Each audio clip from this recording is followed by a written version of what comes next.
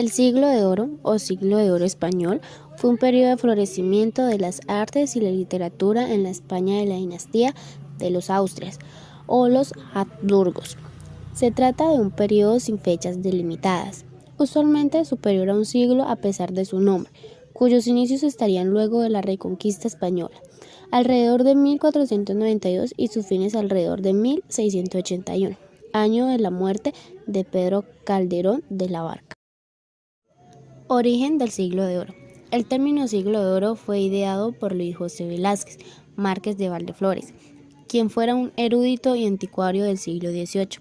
Lo utilizó por primera vez en su estudio Orígenes de la Poesía Castellana de 1754, aunque con ello se refería exclusivamente al siglo XVI. El término luego habría de rescatarse y emplearse para nombrar a todo el periodo de los siglos XVI y XVII. El Siglo de Oro es un periodo que no se extiende entre fechas exactas, aunque su comienzo se relaciona con hechos importantes como la Reconquista española, la llegada de Cristóbal Colón a América y la publicación de la Gramática Castellana de Nebrija en 1492.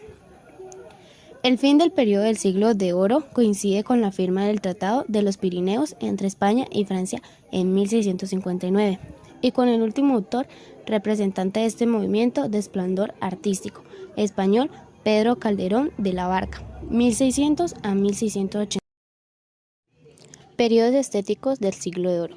Se considera que el Siglo de Oro abarca dos periodos estéticos distintos.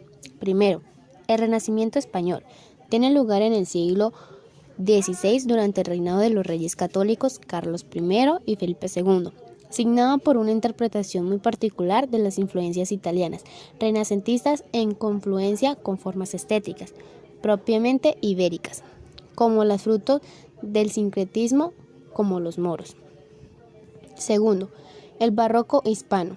Tiene lugar en el siglo XVII, durante el reinado de los reyes católicos Felipe III, Felipe IV y Carlos II, y presenta una verdadera explosión de las artes plásticas y la literatura en un estilo propio de abundancia de formas y temáticas sociales atrevidas. Características del Siglo de Oro. El Siglo de Oro se caracterizó por una tendencia a la vulgarización de los saberes humanísticos, lo cual potenció los géneros de la sátira y la comedia popular, que tuvo su correspondencia en la novela picaresca y sobre todo en la novela polifónica cuya semilla representa el Quijote de Cervantes. La música, la pintura y la escultura fueron también importantes características alimentadas por el gusto manierista, por la exageración de las formas y la abundancia del contenido, de donde proviene hoy en día el uso de la palabra barroco, es decir, recargado, así como los estilos arquitectónicos anticlasicistas. Literatura del Siglo de Oro.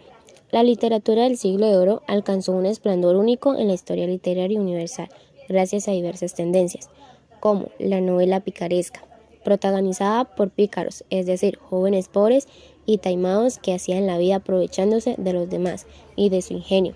Será un modelo arquetípico importante en la literatura universal. La poesía ascética y mística, de raigambre católica, en la que los poetas exploraban poéticamente su llamado religioso. La sátira, tanto en poesía narrativa como en dramaturgia. La sátira y la burla al clasicismo solemne fue central en el imaginario literario del Siglo de Oro. La comedia. El teatro fue uno de los grandes ganadores del Siglo de Oro, con más de 400 obras compuestas por grandes hombres que pasarían a la historia universal de las letras. Ciencias en el Siglo de Oro.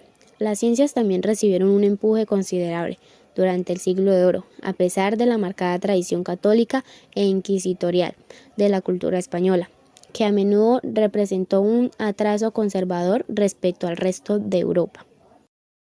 Autores del Siglo de Oro.